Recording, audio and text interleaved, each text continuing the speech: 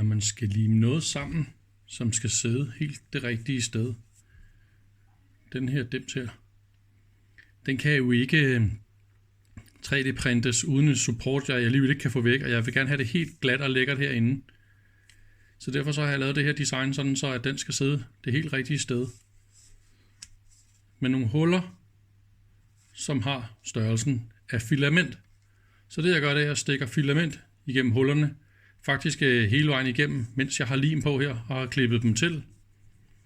Og så putter jeg lim på begge flader her og trykker den her på. Klik, så sidder den det helt rigtige sted. Og når det hele er tørt, så kan jeg klippe pænt af og slibe det, så det bliver helt fantastisk. Se her. Sådan her stikker de igennem. Nu sidder den præcis det rigtige sted. Og er helt lige. Nu sidder det selvfølgelig lidt igennem her. Men om lidt, når den er helt tør, så kan jeg lige klippe dem af, og så kan jeg lige slibe det. Og så kan jeg komme videre med mit design. Som er sådan en luftlukkefidus. Så skal vi lige prøve at lime den her. For at få den hele vejen igennem og holde lidt højde, så har jeg bare den anden ting her og lægger den op ovenpå.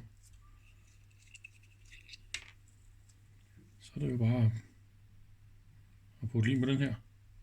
Stik den igennem hullet.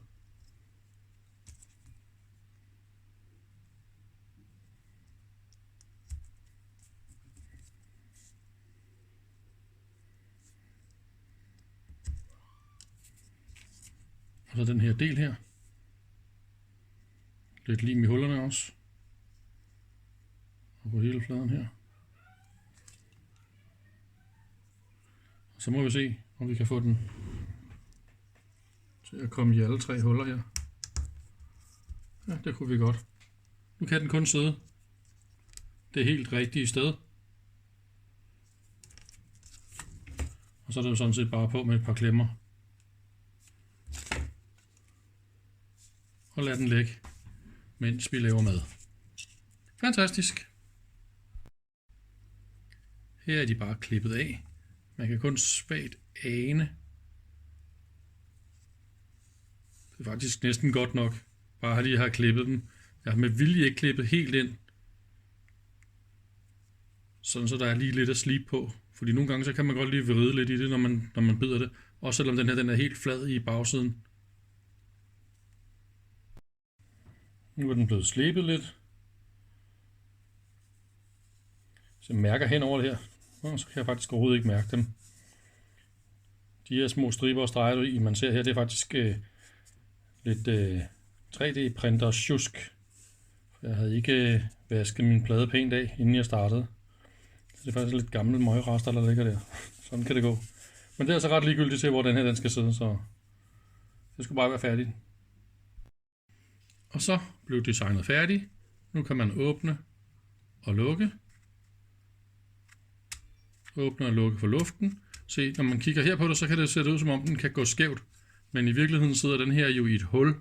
Der er det sådan, så at når den er helt op til den ene side her, så rammer den faktisk kanten af hullet. Lige præcis der, hvor den bliver skruet i. Og det gør så, at den er helt lige i den ene side.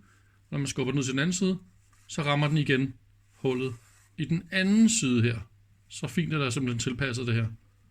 Så derfor kan den kun gå frem og tilbage her, og vil ikke gøre skævt og sætte sig fast. Haha, meget, meget simpelt og smart. Og det her, det virkede jo fint. Med det her lime sammen og holde afstanden helt præcist.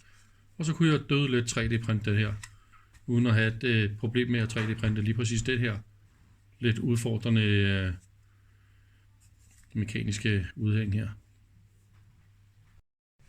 Og her er den så monteret.